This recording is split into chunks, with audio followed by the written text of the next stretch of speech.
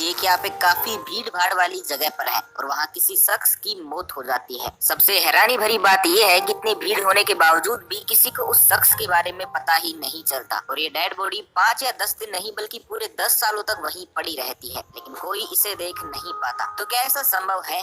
आप लोग जो भी सोच रहे हो, लेकिन आप ये जानकर दंग रह जाएंगे कि ऐसी घटना असल में भी हो चुकी है। दरअसल ये बात है अमेरिका के आयोवा शहर के काउंसिल ब्लफ में बने एक सुपरमार्केट की। साल 2016 से बंद पड़ा ये सुपरमार्केट साल 2019 में सुर्खियों में आया था। दरअसल बात है 24 जनवरी 2019 की, जब इस बिल्डिंग के मालिक ने एक कॉन्ट्रैक्टर को इस बिल्डिंग में पड़े कबाड़ को बाहर निकाल कर उसे साफ करने का ठेका दिया था। इसके बाद कॉन्ट्रैक्टर ने अपने आदमियों को साफ सफाई के लिए बंद पड़े सुपरमार्केट में भेजा। साफ सफाई करने वाले इन लोगों के लिए ये रोजाना की तरह ही आम बात थी। काम पर आते ही वो लोग खाली पड़े इस ग्रोसरी स्टोर की साफ सफाई में लग गए। उन्होंने शुरुआत की खाली पड़े शेल्फ, कूलर्स और बाकी पड़े कबाड़ को वहाँ से हटाने की। लेकिन जब वो इस सामान को वहाँ से हटा रहे थे तो उन्होंने कुछ ऐसा देखा जिसने उनकी रूह को अंदर तक कपकपा दिया। दरअसल वहाँ एक इंसान की डेड बॉडी पड़ी थी, जो इतनी बुरी हालात में थी कि उसे देखकर बताया ही नहीं जा सकता था कि आखिर ये डेड बॉडी किसकी है। इसलिए इस डेड बॉडी को तुरंत ही पास के एक हॉस्पिटल में ले जाया गया। वहाँ जाने के बाद इस बॉडी की जांच की गई। साथ ही पुलिस भी इस डेड बॉडी की शिनाख्त में जुट गई। पुलिस और मेडिकल टीम दोनों की ही काफी कड़ी मशक्कत के बाद पता चला कि ये बॉडी सुपरमार्केट में ही काम करने वाले एक कर्मचारी लैरी इलाई मुरिलो मोनकाडा की है, जो कि साल 2009 में ही अचानक ही कहीं गुम हो गया था। यानी डेड बॉडी मिलने की इस घटना से करीबन 10 साल पहले। पर वो इस बात को लेकर पूरी तरह से कंफर्म नहीं थे कि ये डेड बॉडी लैरी की ही है। इस बात की पुष्टि के लिए Iowa division of criminal investigation ने लैरी के डीएनए से उसके माता पिता का डीएनए मैच किया और डीएनए मैच किए जाने के बाद ये साबित हो चुका था कि ये डेड बॉडी लैरी की ही है। जब लैरी गुम हुआ था तब उस समय उसकी उम्र महज 25 साल थी। वो बाकी के एम्प्लॉइज की तरह ही वहाँ एक नॉर्मल एम्प्लॉय था, जो अपना काम पूरी मेहनत, लगन और दिल से करता था। लेकिन एक दिन अचानक ही वो कहीं गायब हो गया।